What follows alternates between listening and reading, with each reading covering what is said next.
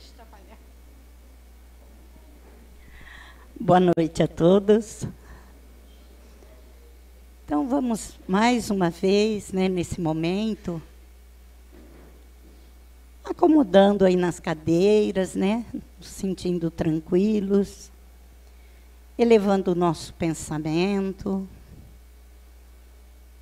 a Deus, a Jesus, o nosso Mestre, a Maria, nossa Mãe, e pedindo que a espiritualidade que já se encontra aqui presente nos auxilie no estudo da noite, abra os nossos pensamentos, os nossos corações para os ensinamentos que a gente ouve tanto, e é tão difícil de permanecer,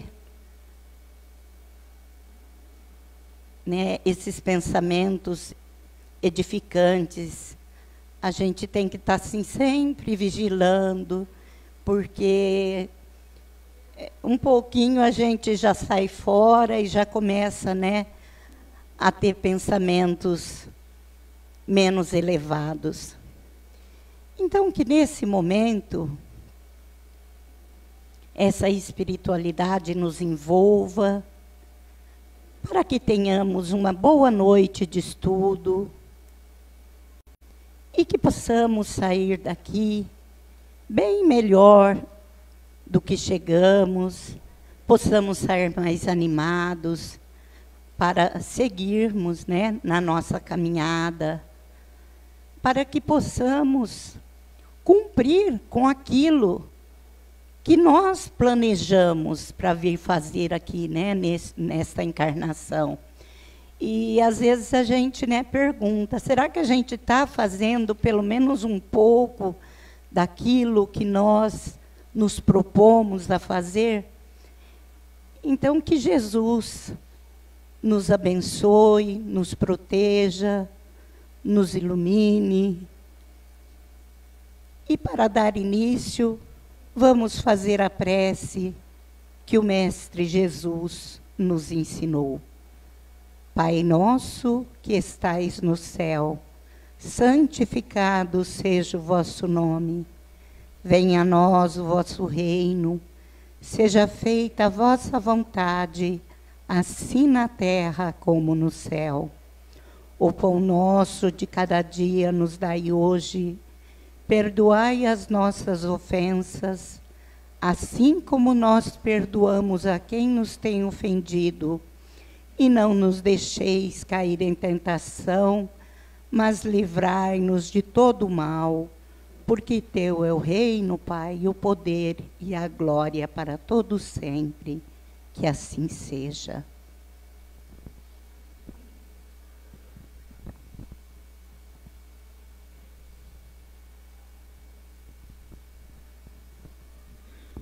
Boa noite a todos.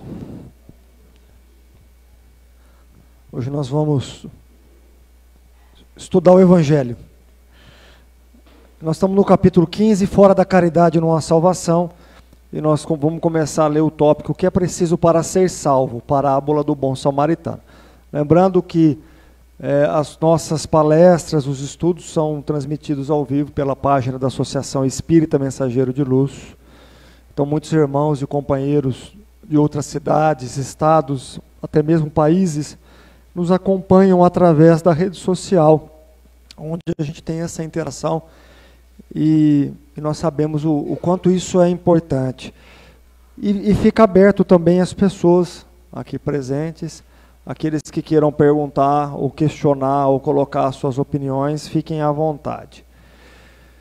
O que é preciso para ser salvo? Parábola do bom samaritano. Ora, quando o Filho do Homem vier em sua majestade, acompanhado de todos os anjos, se assentará no trono da sua glória, e todas as nações, estando reunidas diante dele, separará uns dos outros, como um pastor separa as ovelhas dos bodes, e colocará as ovelhas à sua direita e os bodes à sua esquerda. Então o rei dirá àqueles que estarão à sua direita: vinde vós que fostes bendito por meu Pai, possui o reino que vos foi preparado desde o início do mundo.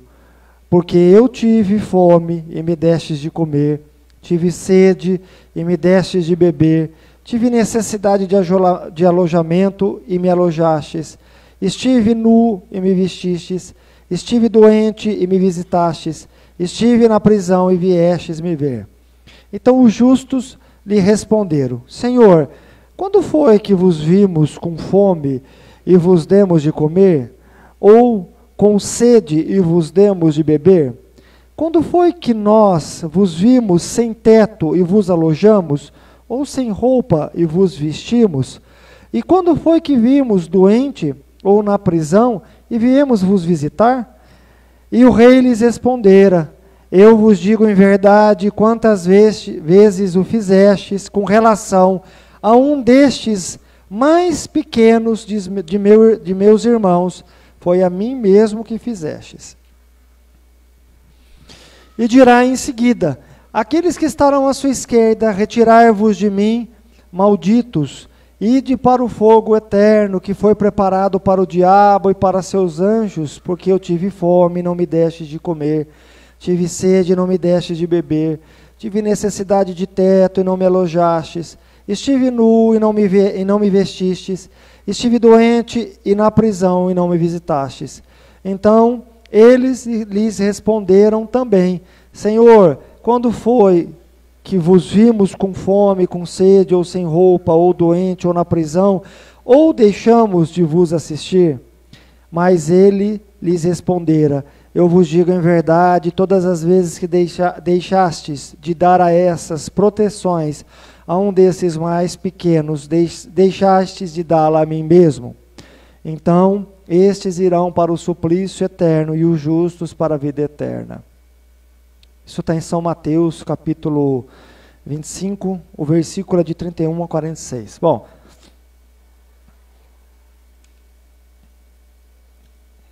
o Evangelho segundo o Espiritismo, ele traz algumas passagens do Novo Testamento sobre uma ótica mais esclarecedora para os dias atuais. Na verdade, o Espiritismo como consolador e o resgate do cristianismo primitivo, dessa essência, quando a gente fala o resgate, é a essência que o cristianismo trazia naquele momento, né? A pureza, aquela pureza de coração, de essência, de amor ao próximo, dedicação, de espiritualização. Na verdade é essa, né? Essa essência precisa ser resgatada. Então a gente tem que pegar o Novo Testamento e toda a sua interpretação e tirar da letra que mata para a gente poder entender. E aí, nesse capítulo está se falando fora da caridade não há salvação. Quando a gente lê esse trecho, né, do Novo Testamento, que é de São Mateus, ele dá uma compreensão do que é a caridade. E a importância da caridade, muito mais do que a religião. Às vezes na maioria das vezes nós trocamos, né? Nós achamos que a religião é mais importante que a caridade. E na verdade, nós compreendemos, dentro da religião, que a caridade, ela é o ápice, ela é a porta que nos leva ao exercício das nossas virtudes, que nos leva ao exercício das nobres emoções. Então, quando a gente fala de amor ao próximo, perdão, compreensão, indulgência, caridade, misericórdia, tolerância, como que eu vou exercitar isso? Só indo na religião? Só ouvindo o dirigente espírita falar, o pastor, o padre, o sacerdote? Não. Eu desperto isso na caridade. Porque a caridade, segundo André Luiz, é o amor em movimento. O amor é um sentimento complexo, que ele vai sendo estruturado em nós, conforme nós vamos lidando conosco e com as pessoas que estão ao nosso lado.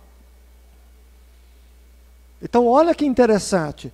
quando o Espiritismo diz sem caridade não há salvação, ele está dizendo o seguinte: olha, nós temos um sentimento inato, todos possuem, inato, está ali adormecido, chamado amor. Como é que se desenvolve esse amor? Como é que se desenvolve essa vivência espiritual? Como é que se compreende aquilo que Jesus nos deixou? Através da caridade. Colocando o amor em movimento, colocando o amor em ação. Porque quando eu pratico a caridade, quando eu saio do meu lar, quando eu vou visitar pessoas acamadas, doentes, com depressão, até mesmo na prisão, não importa aonde se encontra esse indivíduo, e esse indivíduo não tem condição de chegar até nós. E ali eu vou levar um consolo, eu vou levar uma prece, eu vou levar um acalento, um amparo espiritual, um amparo material. O que eu estou fazendo? O que eu estou fazendo nesse exercício? Eu estou colocando o amor em movimento. Eu estou estruturando esse sentimento, essa emoção. Estou estruturando ela em mim. E quanto mais eu estruturo esse sentimento, mais eu me aproximo do quê? Das leis espirituais. Olha que interessante. Por que o Espiritismo não colocou fora do Espiritismo não há salvação? Por que Kardec não colocou isso? Porque se Kardec tivesse colocado isso, os Espíritos, seria um grande erro. Por quê? Para se exercitar o amor e para se conhecer as leis espirituais, a gente não tem necessidade da religião. Nós temos a necessidade da caridade. Da caridade nós temos a necessidade. Né? Eu citei na terça-feira o médico que desencarnou. Ele inventou um negócio lá que atendeu 2 milhões de pessoas carentes. Você imagina um negócio desse? 2 milhões de pessoas foram favorecidas por aquilo que ele inventou, pelo levar a aparelhagem, né, levar a questão da medicina para os pobres, para os necessitados. Isso é a caridade. Isso é a caridade. Caridade é isso. Então, independente da religião desse médico, eu não sei que religião que ele é.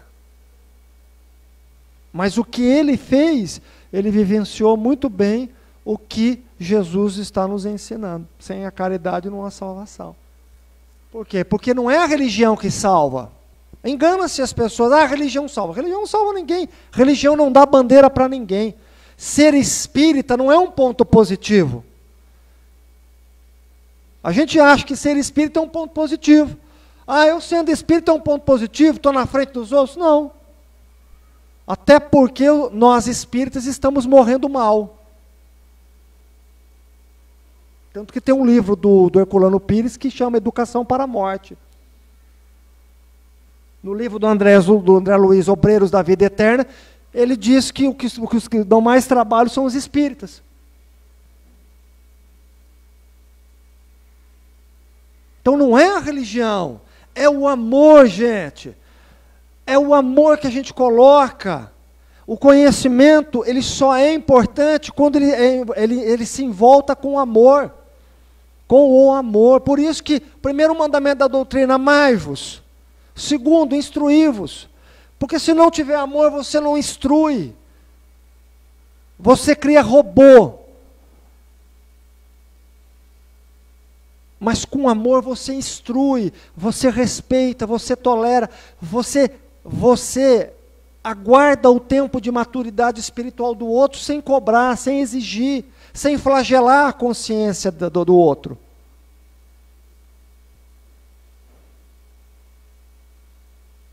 O amor nos favorece isso.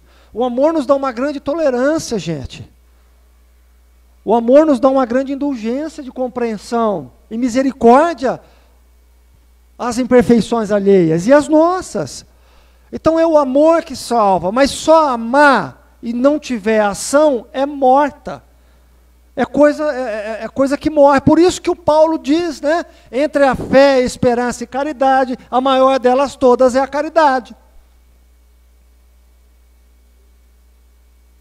Porque ele sabia que a caridade é o amor em movimento. A caridade é renúncia, sacrifício. A caridade é o que faz a gente se espiritualizar, a se colocar no lugar do outro, a sentir a dor alheia, a ser indulgente, não julgadores, não punidores. Por isso que Jesus fala aqui, se você fizer a um desses pequeninos, mas que pequeninos que ele está querendo dizer aqui no Evangelho? É pequenino só de pobreza? Não, gente. É pequenino de todas as formas. Tem gente rica, mas que é pobre de espírito.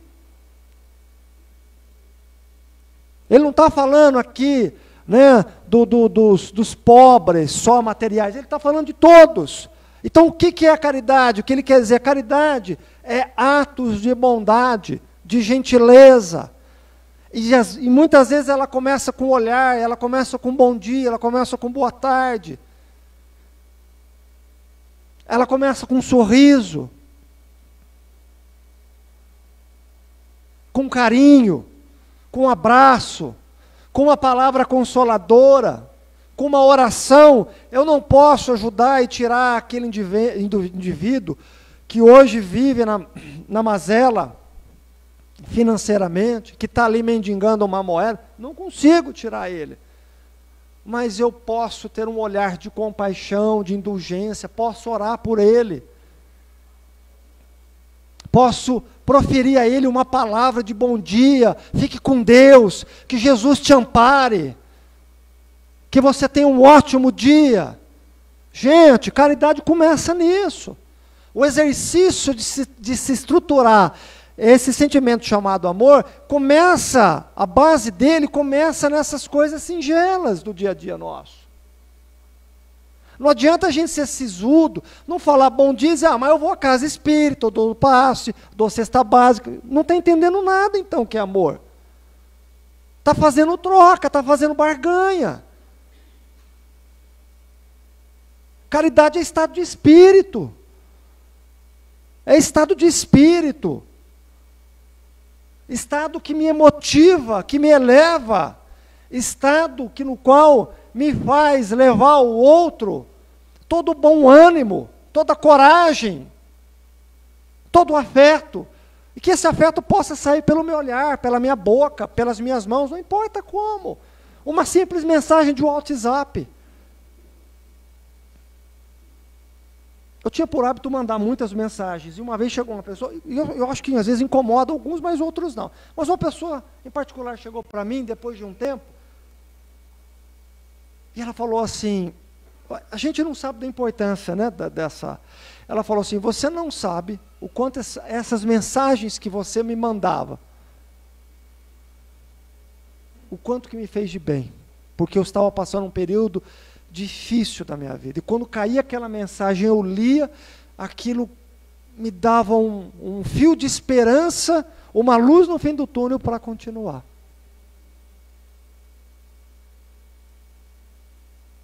Uma luz. Então, se a gente está ajudando uma pessoa, que seja uma palavra de otimismo, de uma mensagem, ótimo. Que bom. Eu sei que muitas vezes a gente recebe mensagem e nem vê, descarta. Mas quando a gente está aflito, meus amigos, quando nós estamos aflitos, uma mensagem faz a diferença. Aflito, carente, né? Aflição vem com carência, vem com solidão. Uma mensagem faz a diferença. Um telefonema faz a diferença. Uma palavra faz a diferença. É incrível. E a gente sabe disso. Quem de nós aqui não passa por aflição, por dificuldade? Se já passou, não vai passar, se está passando. E aí alguém chega nos teus olhos, chega para você, põe a mão aqui, está tudo bem? Aquilo já é como se tirasse um peso, dizendo assim, tem alguém que se importa comigo. Tem alguém que se importa comigo. E faz a diferença. Às vezes a gente acha que precisa ir tão longe, precisa de uma grandeza para fazer a caridade, e a caridade, ela se encontra na simplicidade das coisas. Na simplicidade das coisas. É aquela história do Chico, que já foi falada aqui trocentas vezes, muitas vezes, né? Mas vou voltar a repetir. O Chico estava atrasado para o trabalho dele, ia embarcar no ônibus. passa na frente da casa de uma senhora, a senhora diz assim, Chico, eu precisava falar com você rapidinho, 5 minutos. Ele disse, não posso, minha irmã, estou atrasado, tenho que trabalhar, e vai embora. Aí o irmão diz ao Chico, Chico, volta. Volta, Chico. Mas estou atrasado, irmão, volta. Aí ele volta. Quando ele volta, ela começa a perguntar para ele a respeito lá de um remédio e tal, isso, aquilo, blá, blá, blá, blá. Acho que foi 5 minutos. Ele ouviu, conversou com ela, aquilo foi o suficiente para resolver o problema dela e foi embora. Aí o Emmanuel disse para ele, agora Chico, olha para trás, veja o que sai da boca dela em forma pensamento, e os pensamentos que chegam até você. E aí o Chico, pela visão mediúnica, quando ele olhou para trás, ele viu ela acenando e mentalmente, chegando um raio de luz mental até ele, dizendo, vá com Deus, que Deus te ampare, que você tenha um excelente dia, que te ilumine. Vocês acham que isso não faz diferença? Para quem recebe uma prece para nós? Gente, faz muito. O Chico tem uma frase maravilhosa, que eu gosto muito, ele fala assim, o bem que você faz hoje, será teu advogado em qualquer realidade que você tiver no universo. A gente não sabe, o Benedito às vezes comenta isso, o Benedito fala, ele fala assim, olha, se vocês soubessem que por um ato de amor, quando você atende um desencarnado, quando você atende alguém que chega na casa, com todo o respeito, com afetividade, com carinho, acolhendo como um irmão, como se fosse alguém da sua família, fazendo por ele aquilo que você faria pelo seu pai, pela sua mãe, pelo seu filho, pela sua filha. Se você soubesse a gratidão, a não só dessa pessoa, mas dos mentores espirituais, que tem a tutela e a guarda daquele indivíduo encarnado, que é caro, e esse indivíduo é caro para os mentores espirituais, para esses mentores espirituais. A gratidão, dizer assim, que bom que o meu tutelado foi acolhido naquela casa, foi acolhido pelo fulano, o fulano deu 5 minutos emprestando. A gratidão, gente, vocês não sabem, vocês não têm noção, ainda mais se for uma mãe, vocês não têm noção. É o que eu disse, uma vez o Chico disse para o Emmanuel, minha vida é tão difícil, que parece que eu estou num edifício de 40 andares, e eu estou caindo desse edifício. Aí o Emmanuel fala para o Chico, Chico, mas se lembre que em cada andar tem uma mãe te pôr na mão para suavizar as tuas aflições. E essas mãos simbolizam as orações das mães, Chico, que você acolhe.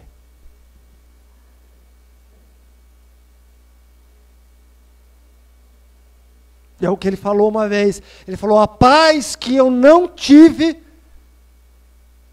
eu fico feliz de poder ofertar aos outros.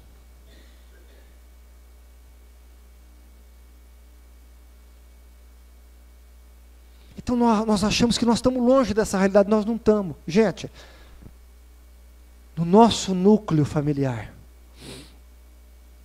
nossa família, aqueles que nos cercam, vamos se aproximar com carinho, vamos se aproximar com um olhar diferenciado, vamos começar a mudar nas pequenas coisas da vida, com um bom dia, uma boa tarde, mas não esperando nada, não esperando em troca, não espera nada em troca, faça, começa a se nutrir da energia que você dá em amor, que você está transformando ela em movimento, se nutra dela. Porque quando a gente chega nisso, a gente não espera mais em troca. Porque a gente passa a se nutrir do amor que a gente oferece às pessoas. A gente não espera receber o bem na mesma moeda. Porque quando a gente entende que esse amor, ele se movimenta na caridade, e o primeiro beneficiário somos nós, a gente se sente útil, feliz. Pouco importa se eu vou receber gratidão ou ingratidão, ou se eu vou receber o bem na mesma moeda. Eu já não quero mais saber o que a minha mão esquerda está dando. Não vou cobrar. Isso nos salva. Isso nos faz melhor, pessoal. Isso nos transforma emocionalmente, porque é a emoção que cria os aspectos espirituais. Por isso que fala na doutrina, sem caridade não há salvação, porque o que salva é as emoções, é as virtudes, é elas que criam o nosso campo espiritual, é elas que formatam o nosso campo áurico, é elas que fazem com que a gente se sintonize com o que tem de mais belo e lindo no universo. São as emoções, não é a religião. Não se esqueçam disso. Não é a religião. É o amor. O primeiro mandamento é amar. Nós temos que nos amar e amar ao próximo como a si mesmo. E amar a Deus sobre todas as coisas. Que eu acho que isso é algo intrínseco, não é uma coisa separada. Porque se eu amo a Deus verdadeiramente, eu me amo e, consequentemente, eu amo meu próximo. Não tenho como dizer, os indivíduos que estão nas suas religiões, dizer, não, eu amo a Deus. Tá, mas você ama a Deus, mas você destrata seu próximo. Você não ama a Deus. Você tem temor a esse Deus. Você tem medo. Você faz barganha com esse Deus. Você não sabe o que é o amor. Porque amar a Deus sobre todas as coisas, quando a gente tem esse amor, a gente ama tudo e a todos. É o amor de Francisco de Assis por tudo e por todos. E ele amava desde os seres irracionais, os menores da criação, da mesma forma, da mesma maneira que ele amava um ser humano e da mesma proporção que ele amava a Deus. Porque tudo emana de Deus. E olha o que coloca aqui, né? Que me marcou uma frase aqui, ele diz assim, quando o Filho do Homem vier em sua majestade, acompanhado de todos os anjos, se assentará no trono de sua glória, e de todas as nações, estando reunidas diante dele, se separará uns dos outros, como um pastor separa as ovelhas, bodes, e colocará as ovelhas à sua direita e os bodes à sua esquerda. Então o rei dirá àqueles que estarão à sua direita, vinde, vós que fostes bendito por meu Pai, possui o reino que vos foi preparado desde o início do mundo. Olha que interessante isso aqui. Benditos vós, fostes bendito por meu Pai, possui o reino que vos foi preparado desde o início do mundo. O que a gente pode entender isso aqui? Que quando nós somos criados simples e ignorantes, somos simples e ignorantes. É assim que nós somos criados por Deus. Mas nós trazemos em nós o DNA espiritual de Deus, desde a criação dos mundos.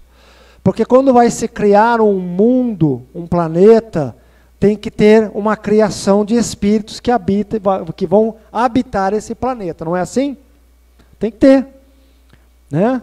Tem que ter aqueles espíritos. Se é um planeta primitivo, que aqueles espíritos estão no começo da sua caminhada, o planeta é um planeta, então, de acordo com aqueles seres, aqueles espíritos simples e ignorantes, que vão se revestir, esses espíritos, das formas mais rudimentares. Por exemplo, a ameba, o vírus, a bactéria. Existe um princípio inteligente ali. E os primeiros seres vivos que chegaram aqui foram eles. Foram eles. Simples e ignorantes, habitando um mundo primitivo. E nós trazemos o DNA espiritual de Deus em nós, aonde nós vamos evoluindo, aonde nós vamos estruturando os sentidos, aonde nós vamos despertando da sensação para o sentimento, do instinto para a inteligência. Então, desde o início dos mundos, desde a criação dos mundos, nós somos benditos, nós somos abençoados, porque nós trazemos o DNA espiritual do Criador. Todos nós aqui estamos, é uma fatalidade isso, viu, gente? Nós estamos fadados a vivenciar o amor no seu ápice. Isso é uma realidade, nós vamos chegar nisso. Nós um dia seremos igual a Jesus Cristo? Sim, um dia nós seremos igual a Jesus Cristo, porque o mesmo Cristo afirmou em nós: sois deuses, podereis fazer o que eu faço e muito mais, em nome do amor. Então isso é uma fatalidade, isso é uma realidade que todos irão chegar. Nenhuma ovelha se perderá desse rebanho, nenhuma. Pode retardar, pode estacionar, pode demorar um pouco a compreender esse estado de evolução. Mas ele vai chegar nisso. Em nome do amor, ele vai chegar nisso. Nós vamos compreender isso. E nós precisamos entender. Porque se a gente não entender, realmente estamos cansados e fadigados de tanta corrupção, de tanta violência, das injustiças. Então nós precisamos ceder ao nome do amor, à caridade, para que a gente consiga ver a verdadeira justiça se realizando, a justiça de Deus. Eu não estou falando da justiça de um lado da moeda, eu estou falando da justiça para a humanidade. Estou falando da justiça para a humanidade, estou falando do amor para a humanidade, a caridade para a humanidade, porque aí será uma única nação. Uma única nação. Quando a gente viver o amor, não terá mais as nações com a sua individualidade no sentido, olha, eu cerco o meu território, é minha fronteira. Não haverá mais isso. Não haverá mais isso. Nós não estamos longe dessa realidade. Nós estamos caminhando para essa realidade. As duras penas ainda, porque nós somos violentos, nós somos bárbaros, somos intolerantes, egoístas, orgulhosos. Nós defendemos certas ideologias, certos ideais, ou certos sistemas, ou religiões, somente ainda para nos favorecer. Mas quando a gente amar, vai se acabar os sistemas, vai se acabar as ideologias, porque o amor une, as ideologias separam, a religião ainda separa mais as pessoas do que as une, mas o amor não. O amor tem essa força. E nós estamos sendo rumados para isso. Nós estamos sendo levados a essa realidade. Passo a passo, às vezes é lento, é gradativo, é pouco a pouco. Esse sentimento ele vai sendo estruturado pouco a pouco. Ele não é de forma violenta. O amor não pode ser de forma agressiva. Não se conquista o reino de Deus através da espada. Não se conquista através da força, mas é através do amor.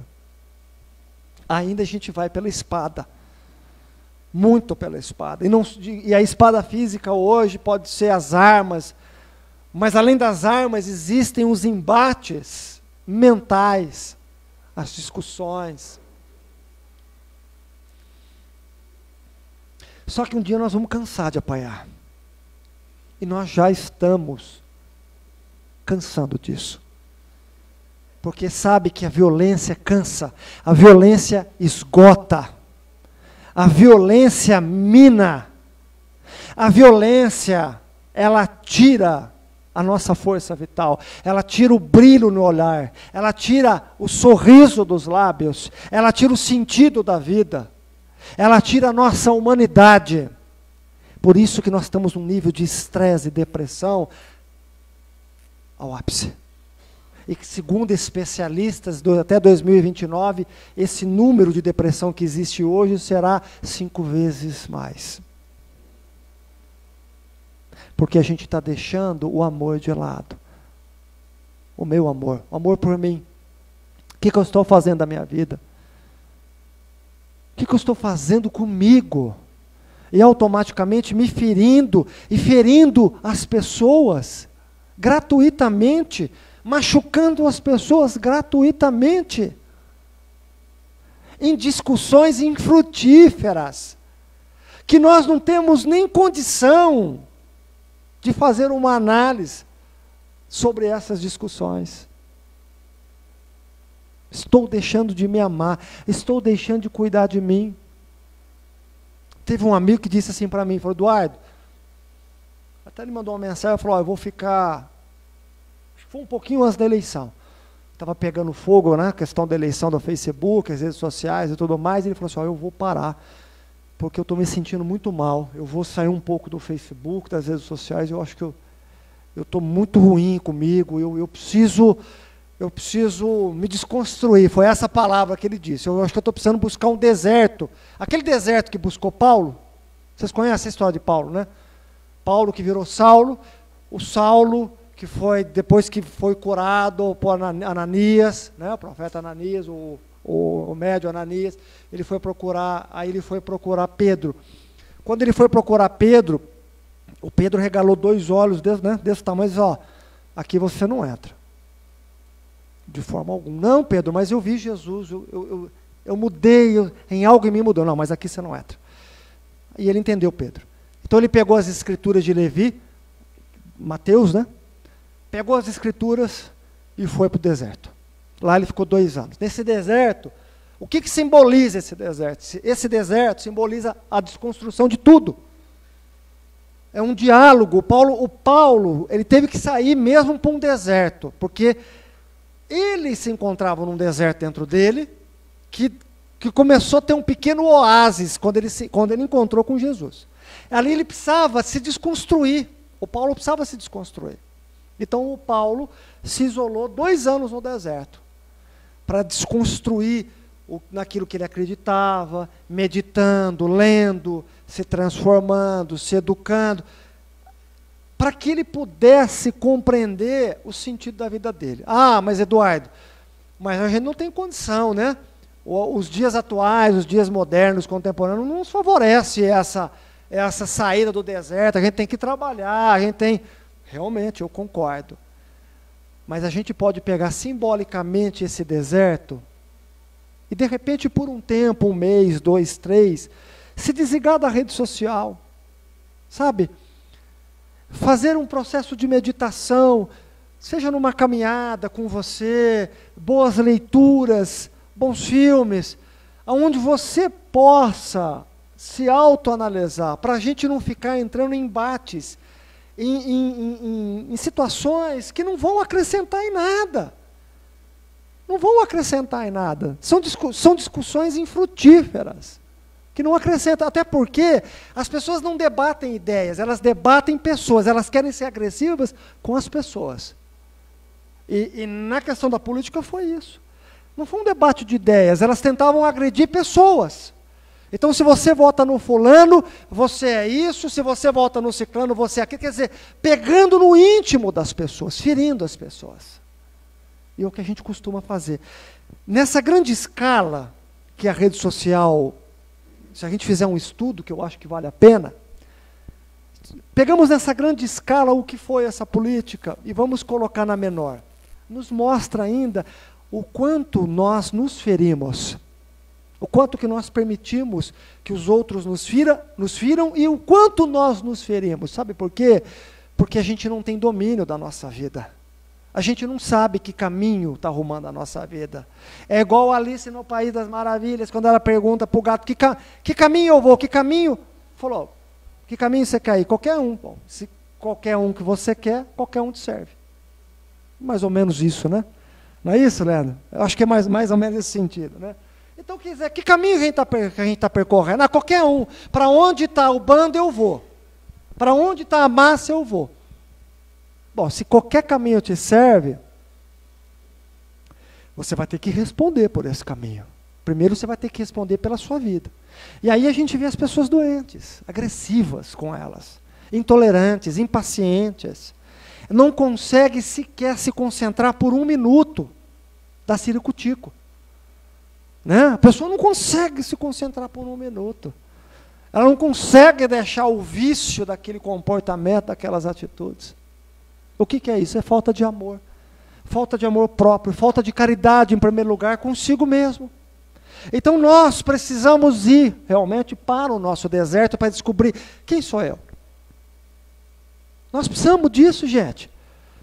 Nós precisamos muito mais de qualidade do que quantidade.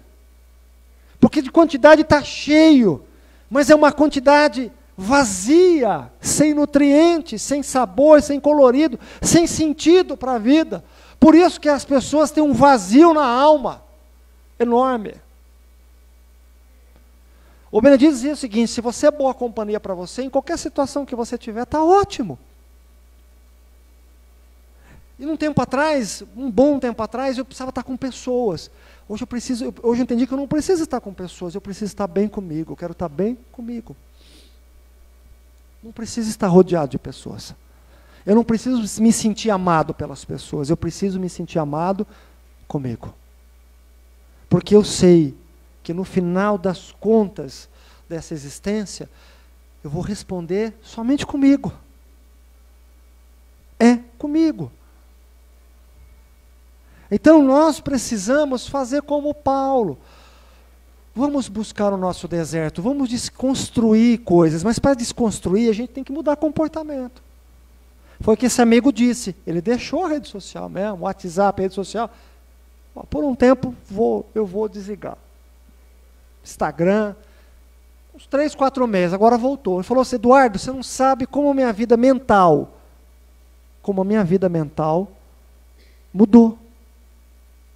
Sabe por quê? Porque a rede social consome muito tempo da nossa vida. A gente fica naquilo e aquilo consome. Você vai dizer que aquilo é ruim? Não quero dizer que isso é ruim. Nós é que não sabemos usufruir. Aquilo é ótimo. Né? Se você vai num restaurante, você vê todo mundo com celular. Todo mundo numa mesa e todo mundo clicando aqui, ó, só o dedinho rapidinho, né? As pessoas não vão para bater papo, para relaxar.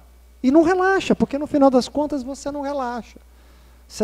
Você acaba não relaxando. É interessante, né? Vocês conhecem o Steve Jobs, né? Criador do iPhone, do iPad. Vocês sabiam que na biografia dele ele disse que não entrava iPad nem iPhone na casa dele? Sabiam? Ele disse isso, ele falou: meus filhos, na minha casa, a gente tem outras atividades. Gozado, né? Sabe por quê? Porque ele sabia o que ele estava criando. Ele sabia o que ele estava criando.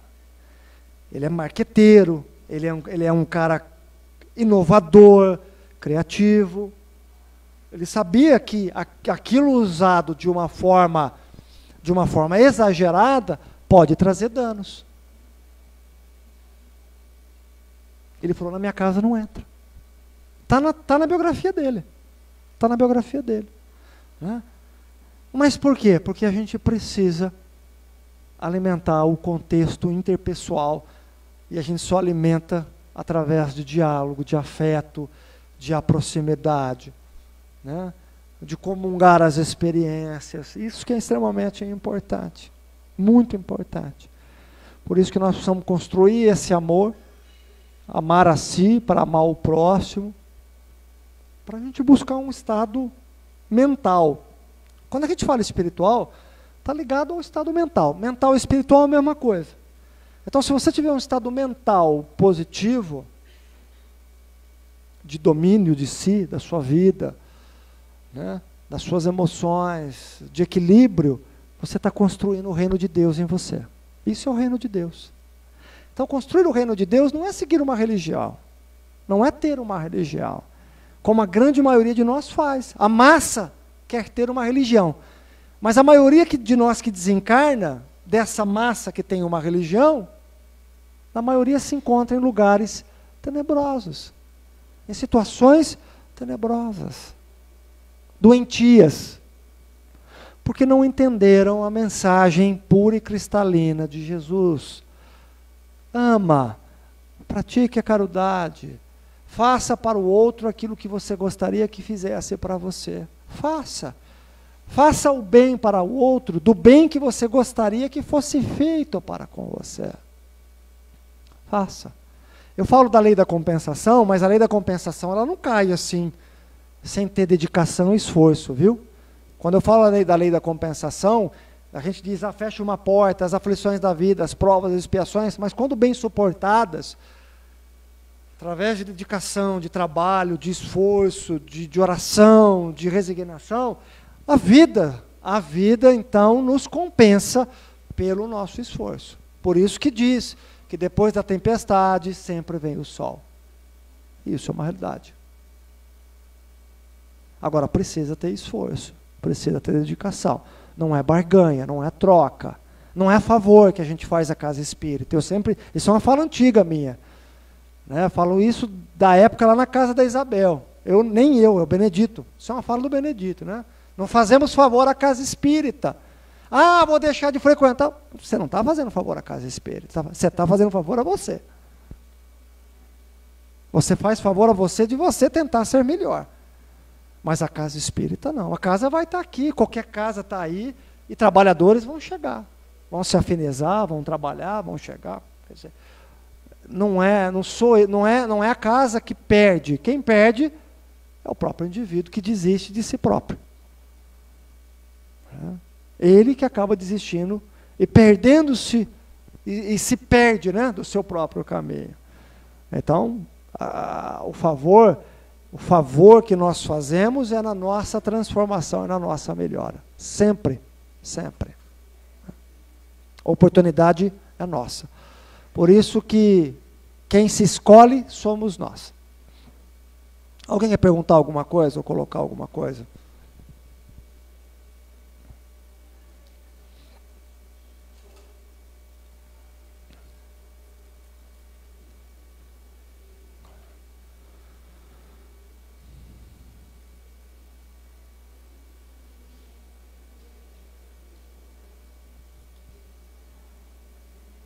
Alguém quer colocar? Não? Bom, então eu vou ler mais um trechinho aqui, eu vou ler um pedacinho aqui de uma outra passagem do Evangelho. Então o doutor da lei, tendo se levantado, disse-lhe para o tentar: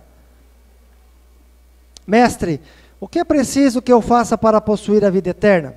Jesus lhe respondeu: Que é o que está escrito na lei? Que ledes nela?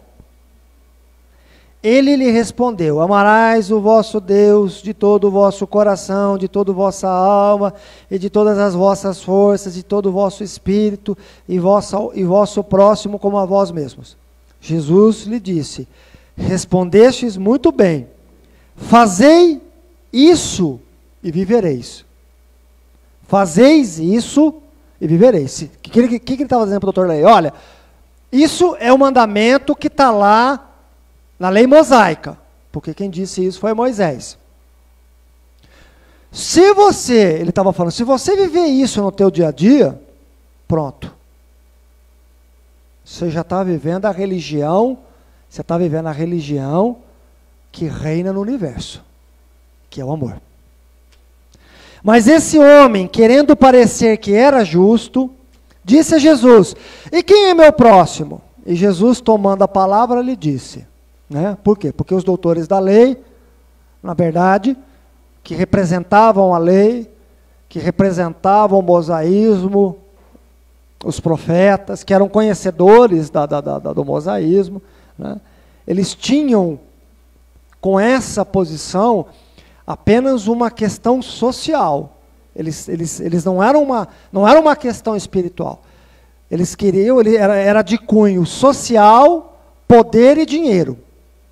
Né? Então, quando esse indivíduo questiona a Jesus, quem é meu próximo, o que ele está querendo perguntar a Jesus de uma coisa que ele não faz, que eles não faziam?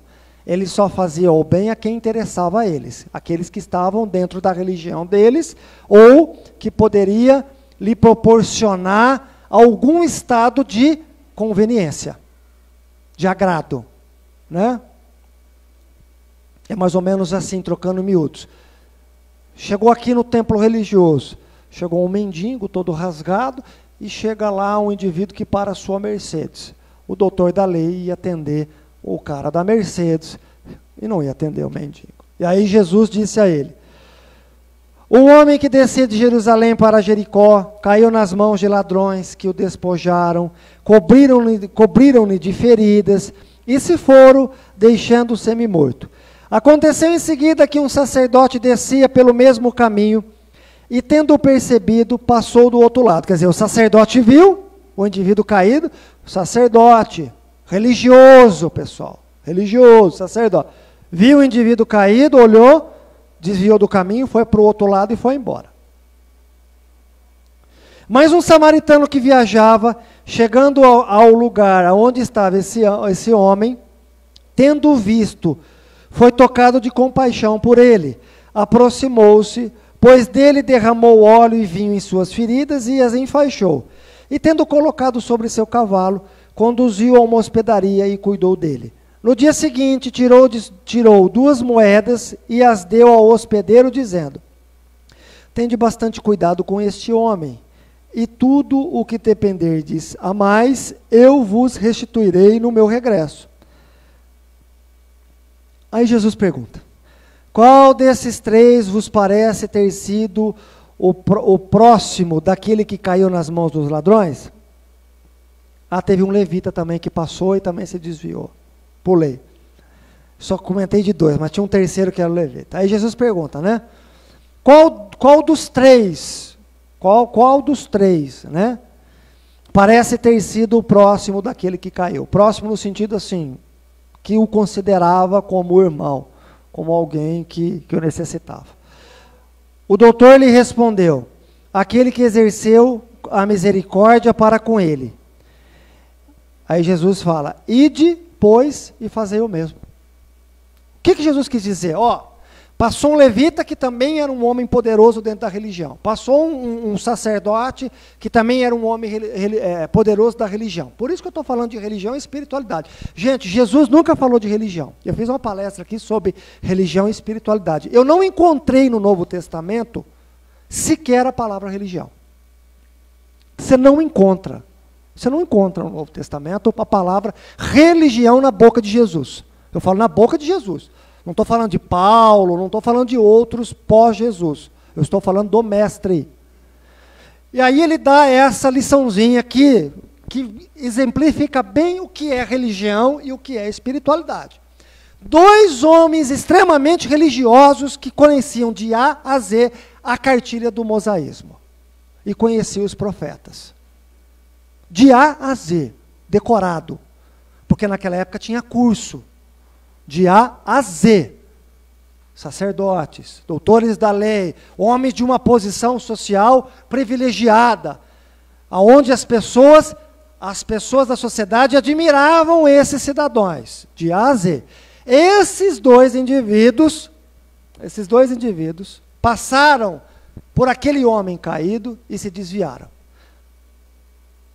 Aí chega um bom samaritano. Samaritano, para o judeu, é a raça impura, porque das 12 tribos, na verdade, existiam as 12 tribos, e o samaritano vem da Samaria, e a Samaria teve muita guerra, e quando tem guerra, o que acontece? Mistura do quê? De cultura, não é? E até mesmo o vínculo, acaba se criando casamentos, acontece muito isso em guerra. Os judeus não aceitam nenhuma outra tradição, nenhum outro costume, nenhuma outra raça. Eles não se misturam. E aconteceu isso com Samaria, que era uma das 12 tribos judaicas, porque tinha muita guerra. Então eles viam os samaritanos como impuros, é igual as castas na Índia. A mesma coisa, os impuros. Os samaritanos eram os impuros do Oriente Médio. Né? Então o judeu não falava com o samaritano. O judeu não falava. Olha o que Jesus coloca nessa parábola. Um impuro que não é religioso, que é um impuro que é considerado pelos judeus, vai lá, resgata o homem, enfaixa as suas feridas, trata dele, coloca ele na sela do cavalo, leva numa hospedaria, ele estava desmaiado, paga a hospedaria, e diz ainda ao cara da hospedaria: olha, Se ele precisar de mais coisas, pode fazer para ele, que assim que eu regressar, eu te pago. E aí Jesus pergunta, quem é que fez mais? Perguntou para o sacerdote, para o doutor da lei, que fez esse questionamento para Jesus. Aí o doutor da lei falou, o samaritano. Então, ide fazer igual. Nós estamos falando de religião e espiritualidade, gente. Religião e espiritualidade. Religião, se não tiver amor, não tiver ensino espiritual, baseado no exemplo de vida de Jesus, e não no Antigo Testamento, de Jesus, que é libertador de consciência, educador de alma. Se a religião não estiver pautada nisso, gente, a religião não vai estar fazendo o papel dela. Só vai ser mais uma instituição de poder e ganância. Manipulação. Essa é uma verdade. Isso é uma verdade. O papel da religião é ensinar espiritualidade ao homem. Deveria ser espiritualidade. Porque Jesus coloca muito bem aqui, 2 religiosos que viviam dentro da religião. Conheciam muito sobre a religião, conheciam muito sobre as leis, mas não fizeram aquilo que fez aquele homem que não tinha religião. Então o que salva? O que salva? A caridade. Eu vou finalizar com uma outra história do jovem rico. Jesus, eu acho que foi o único indivíduo que eu conheço na face da terra que tenha vivido realmente o socialismo. Vivido na sua plenitude. Né? Posso dizer o socialismo utópico. Até porque essa condição de Jesus, de viver isso plenamente, né? Era uma realidade que ele já trazia no âmbito espiritual. Como Francisco de Assis também viveu isso, né? Plenamente. Um jovem rico chegou a ele, porque a gente acha muito bonita a filosofia do Cristo. É muito bonito falar sobre isso, fraternidade, igualdade, liberdade, é lindo, né? Lindo. A gente acha lindo essa filosofia. Mas um jovem rico chegou para ele e disse assim, mestre, o que eu faço para ganhar o reino do céu? Jesus, então, ele respondeu, segue os 10 mandamentos. Ah, mas isso eu faço desde criança. Tá bom. Aí Jesus disse a ele então, vende tudo, dê aos pobres e me segue.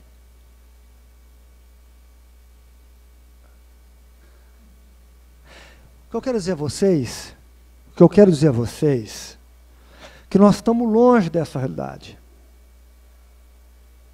Porque a gente segue as ideologias, ou as filosofias, que no qual nós somos coniventes a uma certa acomodação. Porque viver realmente essa fraternidade ensinada pós-iluminismo, liberdade, fraternidade, igualdade, isso é a base do cristianismo. Então a gente vê discursos lindíssimos, belíssimos, mas pouquíssimos vivem isso. Falam da pobreza, da miséria, falam das dificuldades, falam dos oprimidos, mas eu duvido que vai visitar uma favela. Eu duvido que vai fazer por um oprimido. Duvido. Que é igual esse jovem rico. Igualzinho esse jovem rico. Nós simbolizamos esse jovem rico. Na verdade, Jesus não era contra a riqueza, porque essa parábola, esse ensinamento está no Evangelho segundo o Espiritismo, no capítulo riqueza. Ao contrário, Jesus sabia da importância da riqueza. Mas o que ele quis dar um tapa de luva de pelica nesse jovem, ele dizia assim, olha, você é um orgulhoso. Você é hipócrita. Você não vive. Você pode ser rico, porque na verdade Jesus não queria que ele vendesse, mas Jesus provocou na consciência dele. Não era que Jesus queria que ele vendesse, porque no primeiro questionamento que faz o menino, Jesus já dá a resposta para ele. Os mandamentos é o caminho de rota segura. Faz, ama a Deus sobre todas as coisas, o próximo como a si mesmo. Não rouba, não furta, quer dizer, é o código que a gente deve caminhar. Os 10 mandamentos de Moisés. Tanto que o Código Civil da humanidade é baseado em cima desses 10 mandamentos. Começa com esses 10 mandamentos. É o código, é isso que Jesus estava falando para ele, porque Jesus sabia que ele era rico. Filho, se você vivenciar isso na tua alma, porque riqueza, pobreza, é condição da reencarnação, gente. Os papéis se trocam, pelo amor de Deus. Os papéis se trocam. Os papéis somente se trocam, a roupagem se troca. Nós não podemos desprezar a vida do dinheiro, do que ele pode nos favorecer, o bem-estar que ele pode gerar. Porque todas as conquistas que nós temos aqui, houve renúncia, sacrifício, mas houve dinheiro. Não tem como. Porque troca seu papel. O papel se troca. E é isso que ele queria dizer para o jovem. Jovem, né? Hoje você está no estado de rico. Mas numa próxima reencarnação você é pobre. Você pode vir com uma pobreza, na miséria. Mas se você seguir os 10 mandamentos no teu coração, filho, independente da experiência de reencarnação que você vai ter, da crença, independente da roupagem física, se é masculina, feminina, independente do país que você tiver, se você vivenciar os 10 mandamentos na tua alma, você estará seguro. Você ganhou a tua alma. Você não perdeu ela. Porque é rota segura para se construir a vida espiritual no homem. Mas quando o jovem quis dar uma de topetudo, dizendo a ele, não, mas eu leio, eu conheço os 10 mandamentos. Ele não vivenciava os 10 mandamentos, ele conhecia, ele lia desde pequeno. Aí que Jesus provocou nele uma reflexão profunda. Então, se você quer ter o reino de Deus, vende tudo e me segue. Dê aos pobres e me segue.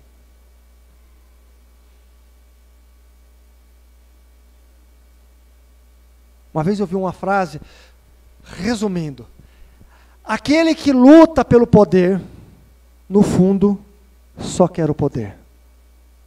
No fundo, só quer o poder. Quando eu li essa frase, independente das ideologias políticas, aqueles que lutam para ter o poder na mão, no fundo ele não pensa no povo. Não pensa não. Ele pensa em ter o poder na mão. Por isso que Abraham Lincoln disse, se você quer conhecer um homem, você pode dar todas as adversidades para um homem. Miséria, dificuldade, mas se você quer conhecer um homem, dê-lhe poder. Porque aí você vai ver quem realmente ele é. Então não se iludam com as ideologias políticas, porque nós estamos falando de ser humano, e independente da ideologia política, ou de crença religiosa, o ser humano ainda é egoísta, nós somos egoístas, nós somos orgulhosos, vaidosos, avarentos, nós ainda lutamos por aquilo que nos é conveniente, porque Jesus não lutou por aquilo que era conveniente a ele, ele deu a vida dele. Sócrates não lutou por aquilo que era conveniente a ele, tanto que queriam libertar Sócrates, ele falou, não precisam me libertar, eu não estou preso, quem está preso é vocês, eu não.